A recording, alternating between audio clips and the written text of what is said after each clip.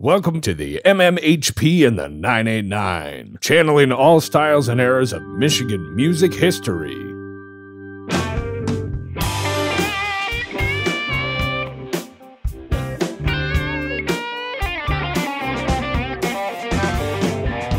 Hello, Michigan music lovers. This is Scott Baker. I want to welcome you to the Michigan Music History Podcast. I am flanked by Michigan music royalty. To the left, Dr. J. To the right, Sir Fred. We cut from just around the block of the Michigan Rock Legends Hall of Fame in Bay City, Michigan, here at Studio 163 in Essexville. And now it's time to grab a favorite beverage, hit the cruise, and take a trip back with us through Michigan's rich music history. This podcast is sponsored by our friends at Electric Kitsch, located at 2106 Kosciuszko Avenue in Bay City, Michigan. And now, here's your host, Scott Baker. We are back at Studio 163 for a very special popped-in event here. We're just going to hang with the three of us today and give you guys a little bit of update here on Dr. J's Rock and Roll Hall of Fame that is now open right around the block here on Washington Avenue in Bay City from our studio here in Essexville. How did it go in the grand opening, Doc? I think it went about as good as you could possibly imagine. Everything, we had an overflow standing room only crowd, and it, everybody was really into it. Dennis Lauren was there, brought some of his posters, sold a lot of them. We've also come up with some T-shirts, mugs, bumper stickers, compliments of Golden Gallery was put those things together, and I guess they sold out of T-shirts, and so it was pretty awesome. Not without drama, however. We go there. Well, first off, we didn't get finished with this thing until Friday, the day before. Down to the wire. Final things were up on the wall, and then every time we have went in to run the video, it's worked like clockwork. So Saturday, of course, when everybody's coming, we go to turn on the video. It's not working. Call, AM, PM, the company that put it in. Nobody's there. Available. Messages. Thank goodness I had Joey Rivard's number, who, the former lead singer of Finding Clyde, who works for AM, PM. He was up north, but at least I got him on the phone, and he could kind of talk us through what we needed to do to kick it back up again, because we didn't get any instruction. This is a fill-in projector because of the supply chain issues. We still are waiting for the projector that we ordered. So we got the thing going, about 45 minutes before everybody was coming through the door, because that's that video that my son Brennan put together is really pretty good. It's like a 20-year snapshot of what was going on in the United States and the world from 1960 through 1979 with a Motown soundtrack. Each year has got a Motown song. Like that starts out in 1960 with Shop Around, the first big hit on Motown by the Miracles. And then each year there's another song. And, it incorporates newsreel footage and animation and performance footage. It's really cool. So we definitely wanted to have that rolling. In anything, a rock and roll Hall of Fame, you want to have music. You don't want it to be silent, like you're in church or something.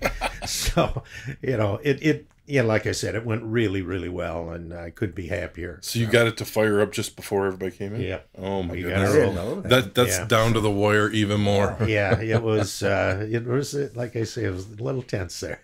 Well, I saw that video somebody filmed of the walk around, and I posted it page to page here. I saw Sir Fred walking around down there. Yeah, I saw myself too. Some friends of ours in that video, and what an exciting exhibit. I mean, if you guys haven't been visiting our MMHP page, it's up there, and it's open right now Monday through Friday, right? From 10 to 4. Yeah. And I don't know if they're, hopefully as we move along, it might start opening on Saturday as well. But right now, those are the hours. And the only time it's open on Saturday is when we have a second Saturday. And I might put a plug in right now. Dennis Lauren, the outstanding Michigan poster artist who we really displayed a lot of his work in the gallery. He is going to be our second Saturday speaker on May the 14th. And let me tell you, Dennis has got some stories. I mean, he was right there in San Francisco in 1967, and so he knows all these people.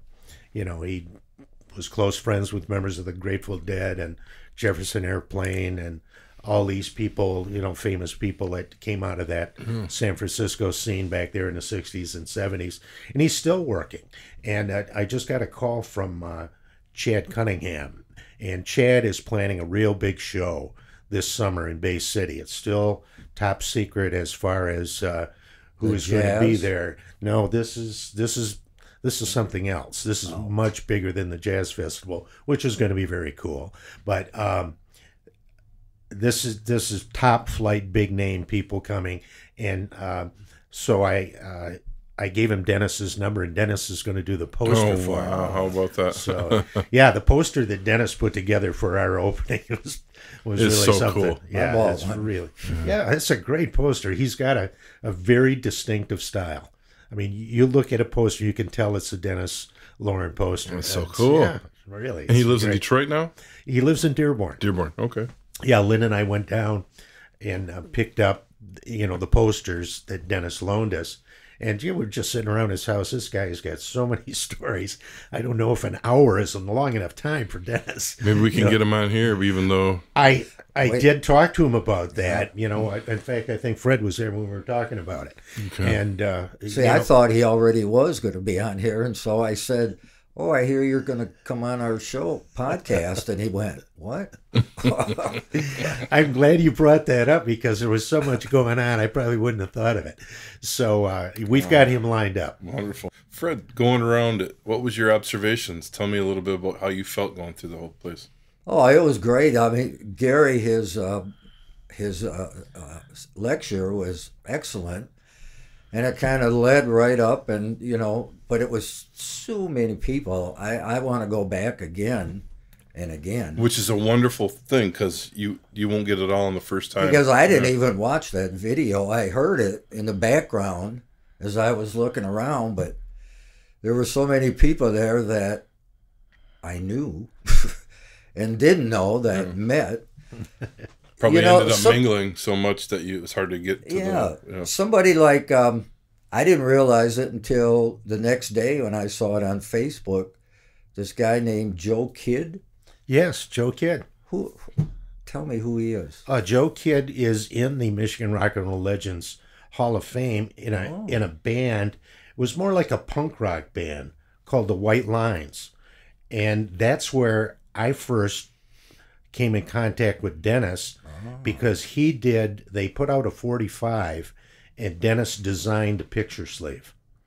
So now Joe, who sings in a duet with Sheila Burke, is pretty highly regarded as kind of a folk artist. Okay. They travel all over the place performing. I think we're friends actually on Facebook. Yeah. I know of that name. Yeah, Joe's a real good guy, and Sheila's a very, very nice and talented person as well. Going away after you got done and everything was said and done, was there anything that kind of you weren't expecting to hear about the Hall of Fame itself? You know, everybody that I talked to really liked it. Yeah.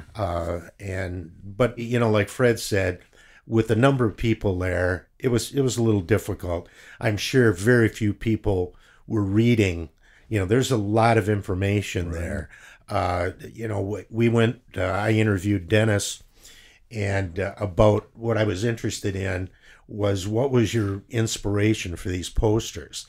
And Dennis really had some good stories, and so we wrote those up and put those on plaques along with many of his posters, and a couple of them are just gems. The one about the sugar daddy is such a great story, and you know, that all came out of you know, Dennis being kind of a student of history, the city of San Francisco, and you know, there was a poster that he was designing for this concert, and there was a statue, and he got into the woman that modeled for the statue, and it was kind of an at the time, a scandalous relationship between an older rich man, Spreckles, who was the heir to the Spreckles sugar fortune, and with this younger, attractive lady. And she used to call her husband her sugar daddy. And that's where that term started. And, when you hear sugar baby, the young gal that hangs out with the rich man for companionship and sometimes much more, that's where that term came from. It's so fascinating. And so, anyways, that poster shows a picture of Elma Spreckles as a young lady, Wow. vintage 1910 or something like that. Oh my gosh. So yeah, Wow. Great stuff. And on all the other posters, we tried to explain a little bit what was going on, and we got that Bay City roller stuff, which is really pretty cool. And I didn't realize until we got into this, and I got in contact with these ladies that are big time Bay City Rollers fans, and the president, Rebel D'Elia, of the Bay City Rollers fan club, that each one of these rollers got an individual key to the city, plus Mayor John Willards made them official citizens of Bay City. And we've got the plaque that they gave Derek Longmuir, who also sent along his key. And this summer, there's a big concert. This is not Chad Cunningham's show, but this is a kind of an 80s concert that's going to feature Rick Springfield, John Waite, and Men at Work. All three of these acts at the Winona Friendship Show. Okay. And this is going to be August 27th, which is also almost to the day the 45th anniversary of the Bay City Rollers visiting Bay City. Wow. So we're going to get all these Rollers fans from around the country coming to Bay City to see the exhibit and to, of course, go to the concert. Oh, wow. And these women, they're all in their 50s and 60s. Yeah. They were just like schoolgirls when we were telling you about this concert, with Rick Springfield. Oh, my God. Yeah. You imagine what a heartthrob he was back in the 1980s. Yeah. Jesse's Girl and all that stuff. He was the next thing right after the Rollers. Oh, my God, No yes. doubt. Yeah. So, anyways, apparently, these women, they've got a connection with somebody in the Rollers organization, and Eric Faulkner, who is one of the Bay City Rollers, who's still alive. He's got his costume that's at the Rock and Roll Hall of Fame, and they're trying to rig up a museum loan that we might get this outfit of Eric Faulkner's that we would be able to display somewhere in the museum. I don't think there's room in the gallery. Probably have to put it down on the main floor, down by where the question mark and the Mysterious display is. But yeah, that might happen too. I don't know anything about that. Have you guys ever heard? It's got to be a cost involved. I don't know. I didn't know. I can't imagine the Rock and Roll Hall of Fame is going to ship this thing down, because it would have to be in some kind of protective casing or something like that they're just going to ship this to Bay City for free for the goodwill. Well, I know in the art world, when one museum, because when I was living in Ann Arbor, they brought the St. Petersburg, Russia museum, or part of it, to Ann Arbor, to the University of Michigan Museum, and they were charged a lot of money. I would imagine.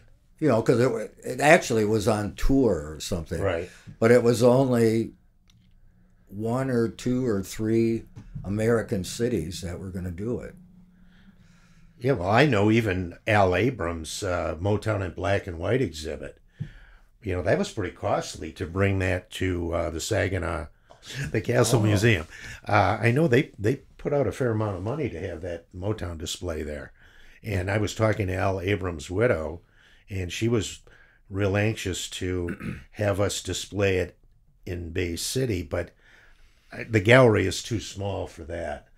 I know that. Did you go to the Motown in Black and White when it was at the castle? No. I was living in Ann Arbor, and yeah, they wanted to come up. They had a lot of space there that they used to put that on, way more than we have. So, and plus the cost. And even some of the artists that put stuff into the Hall of Fame that upon request, the Rock and Roll Hall of Fame, I've talked to a few that, like, my guitar's over there. I have to call my manager in order to get that out. I don't know where it's going next. Sometimes it's on, they say it's going to a hard rock place. So they do get them shipped around, but I wonder if it's a... Yeah, there's got to be. I'm sure the Rock and Roll Hall of Fame doesn't have that much money. No, they're probably not footing the bill for it to move around for sure. This podcast is sponsored by our friends at Electric Kitsch, located at 2106 Kosciuszko Avenue in Bay City, Michigan. They offer new and used records, including local to Michigan original vinyl and CDs, as well as clothing, electronic equipment, funky household items, music gear, and stringed instrument repair. You can find them on the web or call 989-402-1411. You know, they used to have this section of the Hall of Fame for sidemen. Mm-hmm. And that's where I think Dick Wagner should go. Yeah, you know, I realize as great as he was, really none of his bands that he led were that, you know, sold that many records or anything, as great as they were. But, you know, his work with Alice Cooper especially. Yeah. But Lou Reed and, you know, he Kiss. did that session. Right, Kiss, Aerosmith. Certainly would qualify him for... induction in that category. And I don't know if they do that anymore. I mean, I can't remember. Every year, there's always a person that gets inducted. He's got 2 for 2 though. He's not only the musician and the band leader behind it all, but he's also a lyricist and a songwriter. So he's got the credentials in spades. You know, definitely. Yeah. So that guitar that you guys gave to Bobby Balderrama. Yeah. Was he was he really, really surprised? He had no idea. Okay. I was wondering because he looked... yeah, Bobby was stunned. This all happened out of the generosity of Chad Cunningham and his wife, Dina. Oh. And, you know, Bobby had always wanted this particular type of model of guitar that, you know, was played by Carlos Santana. Very expensive. You know, so Chad, you know, just out of the blue called me, or actually this happened just a day or two before, and I had already set up how I was going to, you know, thank people. And of course I wanted to thank Bobby because really it started, you know, there was no rock and roll in the Historical Museum when I joined the board. And that was kind of my goal, was to bring rock and roll in some way to the museum. And most of that was on the second Saturday presentations that I've done over the years. I usually do at least one a year on some kind of a rock and roll subject, you know, that deals with Michigan or Bay City in particular. And the first display we had was Question Mark and the Mysterians. And that was after years of, you know, arguing and cajoling, you know, the people in Bay City to recognize 96 Tears. Finally, we got Chris Shannon to at least make it, you know, the official rock and roll song of Bay City. So that keyed in. We wanted to do a display, and Bobby lent us his gold record, and he had a couple others, some shirts and so on that he wore, and Question Mark and the Mysterians, and, you know, I pulled together some other things. So we got a pretty nice display of Question Mark and the Mysterians downstairs. But it all started there. And we were going to bring that upstairs, but I thought, you know, maybe we should keep it right down there, right at the bottom. And, you know, this is sort of where it all started. So anyways, I was going to thank Bobby for that. And Chad called me a day or two, I guess it was probably 3 days before. And he said, you know, I'd really like to give Bobby this guitar, but I've got to get it ordered, and it's got to be shipped here in time. And so he ordered the guitar with the stipulation that it had to be here in time for this Saturday presentation. So I didn't hear from him until, you know, finally I called him at 10 o'clock Friday night. I said, you know, Chad, do we have the guitar?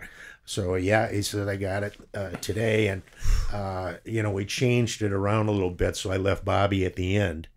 And so, you know, we just called him up and, you know, his appreciation for, you know, his achievements and his dedication to music all these years. And, Bobby is as kind a spirit as you ever want to be. Yeah. Really, he is an example for everyone. Yes. To be that kind and caring and humble, just a very genuine person. So for me, actually, the highlight of the day was presenting him with that guitar, and Bobby he was stunned, without a doubt. Was it a Paul Reed Smith? Don't even know. Did this get videotaped? I got to look at the guitar. Yeah. I think about an hour before Chad snuck it in the back door before Bobby got there, so that we could have it. Because they came in, I think, at the same time. Yeah, right. And at first, Chad was going to carry it in and tell Bobby, I wanted to bring an extra guitar to hang up on the wall. Chad, that's not going to work. You got to get it, kind of store it. Otherwise, you kind of give the surprise away. So, we caught Bobby totally by surprise on that one. Wonderful. So, I hope it's on video. I'd like to we've see got that. at least, there's a couple still shots. I don't, Bay TV, videotaped it, but I don't know, the extent of that. Yeah, if they extended it that far or if they're just going to cut it after my presentation. Okay. Because there were some questions, but then that really didn't go anywhere to speak of. So, I don't know. What a thrill. Yeah, but I hope they did get it because that was a real nice moment. Oh my gosh, that's so cool. Wonderful to hear. What a great way to kick off the Rock and Roll Hall of Fame. It was actually the perfect moment to officially open after giving Bobby the guitar. Because of the link to Bay City and 96 Tears, and of course, coming up with a #1 hit again 56 years later on the smooth jazz charts with his recording with Lasonic. Unbelievable. Yeah, it was really, really great. And Bobby's going to open for Patrick Yandel at that jazz festival. Good. Yeah, so it's really I heard. I didn't know who he was going to open for, but I heard I think Patrick Yandel jazz festival and Bobby's band, and I thought, oh, okay. Yeah, that'll be probably earlier in August, maybe a week or two before the big 27th, and I don't know when Chad is going to do his thing. If it's going to be around 4th of July, maybe. Okay, I don't know. I don't know anything about this. So, it's all, the announcement hasn't been made yet, and Chad isn't divulging anything. I don't know who it's going to be, other than it's a big name. Okay, good. Wow. Well, what a cool wrap up, and a very special. We're going to put this episode in between episodes as a special episode, and we want to thank Dr. J for all the work you've put in. And we just rolled 1 year here on the podcast for our taping, and it's been such an intense time for us to watch the history of this town blossom, and now here we are in fruition. And Sir Fred, your book's coming out. Gary's new book is already out at the Rock and Roll Hall of Fame. And thank you both for the wonderful year we've had. Yeah, it's been great. I think this podcast has really been a cool thing, and it's been great to talk to all these people, and it's really great. I've met some people I did not know at all, and it's really been fun learning about their interest in music and all that they're up to. So much more to come, and if you guys get a chance, please visit the Rock and Roll Hall of Fame here at the museum in Washington. We'll see you soon. The MMHP is hosted on Apple, Spotify, YouTube, and our own Libsyn podcast site. You can also search MMHP 989 on Facebook for up-to-the-minute information, as well as both Dr. J and Sir Fred's album picks of the week, posted every weekend. You can connect with Scott on the web at scottbakermusic.com, Dr. J at michiganrockandrolllegends.com, Sir Fred at fredrife.com, and the Electric Kitch at electrickitch.com. This podcast wouldn't be here without special help from Studio 163's Alan Garcia, our podcast videographer and wingman, Mr. Mike Beatty, MMHP tagline specialist, Mr. Eddie Switek, and of course, Gary Johnson, Fred Rife, the Electric Kitch, and all of our special guests, and especially you listeners. We want to thank you. You've been listening to the MMHP and the 989. From all of us at the podcast, we want to thank you for tuning in.